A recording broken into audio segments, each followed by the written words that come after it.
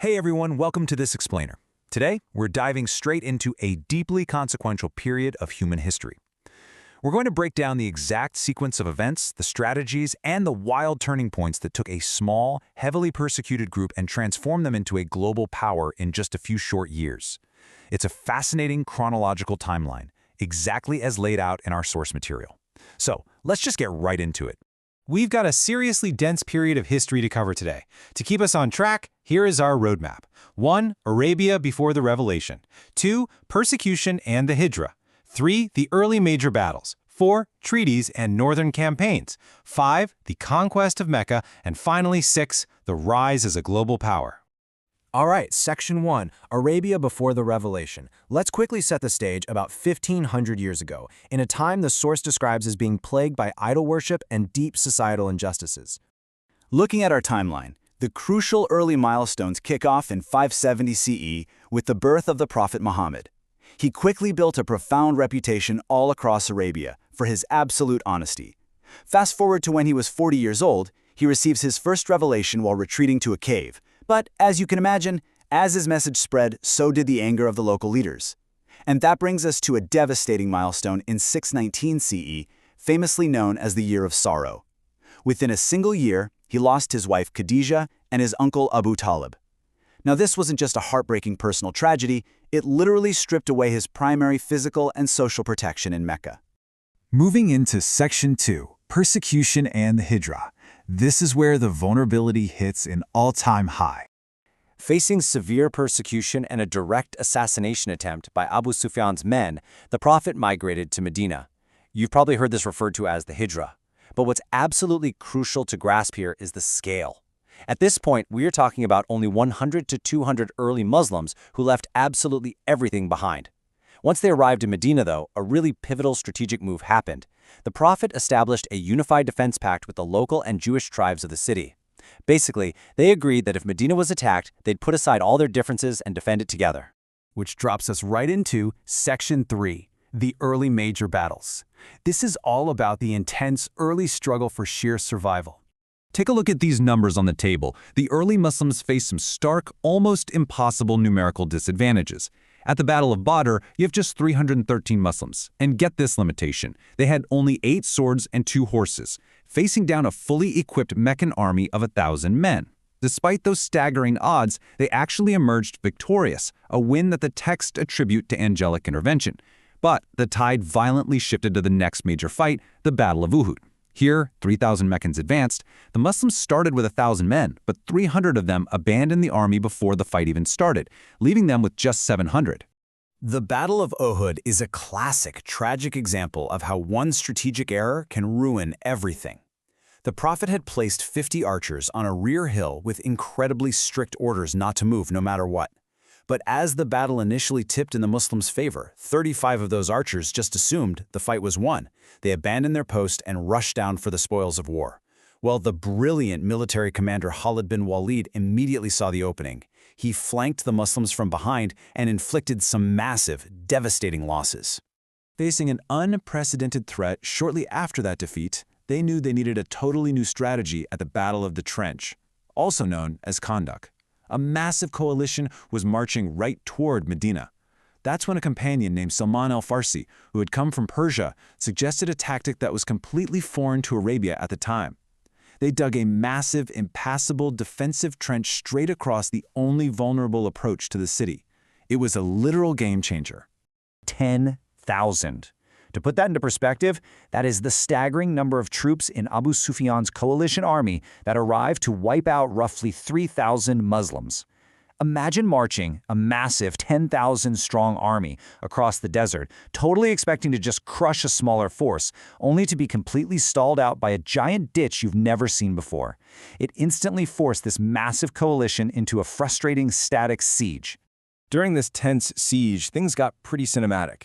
A famed enemy warrior named Amr bin Abd al-Wud actually managed to cross a narrow section of the trench and challenge the Muslim army. A 27-year-old Ali stepped up for an intense one-on-one duel. Before fighting, Ali laid out 3 incredibly bold terms: become Muslim, leave the battlefield, or fight. Ali ultimately defeated him in a single strike, delivering a massive crushing blow to the entire coalition's morale. So you have to ask, how did an outnumbered, besieged group actually survive and end this stalemate? Aside from a severe weather storm that ended up totally wrecking the enemy camps, an unbelievable piece of covert strategy broke the siege.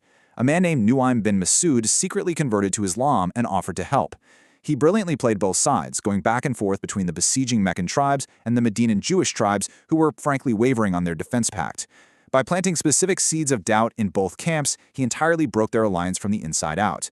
The massive coalition completely fractured and eventually retreated. All right, on to Section 4, Treaties and Northern Campaigns. Surviving the trench was huge. It shifted the Muslims from a purely defensive posture to an era of diplomacy and strategic expansion. Let's look at the Treaty of Hudaybiyyah. On paper, at first glance, the terms looked heavily biased against the Muslims. For instance, fleeing Meccans had to be returned, but fleeing Medinans wouldn't be. The Prophet's companions were incredibly frustrated by this deal. But there was a fascinating strategic twist. Because the treaty specifically said new converts fleeing Mecca couldn't go to Medina, a man named Abu Basir set up a completely independent rebel camp right on Mecca's main trade route. Since he wasn't officially part of Medina, the treaty didn't apply to him.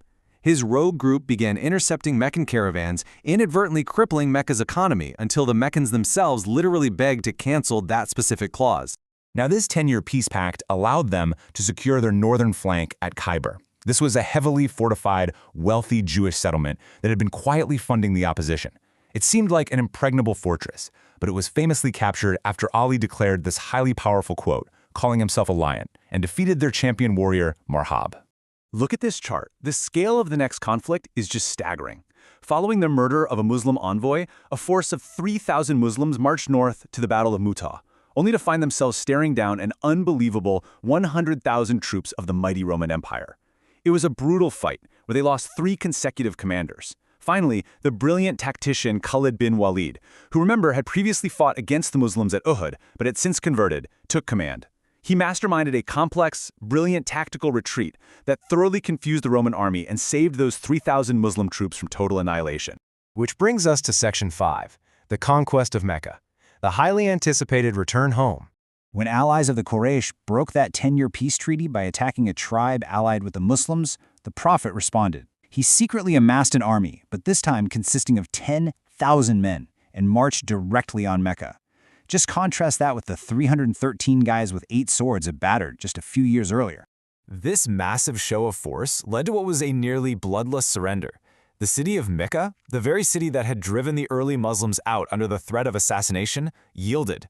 Even staunch, longtime enemies like Abu Sufyan converted. But the real kicker, the most remarkable detail of this entire conquest, was the aftermath.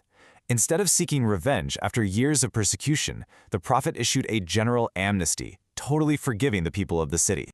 And that brings us to our final chapter, Section 6, Rise as a Global Power.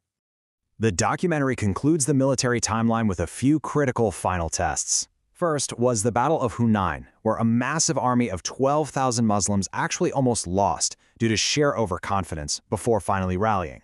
Then came the Tabuk expedition. This was an extremely grueling march against the Roman Empire in the dead of the intense summer heat. Interestingly, the Romans retreated without a fight just upon seeing the army's size. But the march itself served as the ultimate stress test. It completely exposed the hypocrites hiding within their own ranks, which culminated in the destruction of a hidden mosque back in Medina that was secretly being used as a base for internal opposition.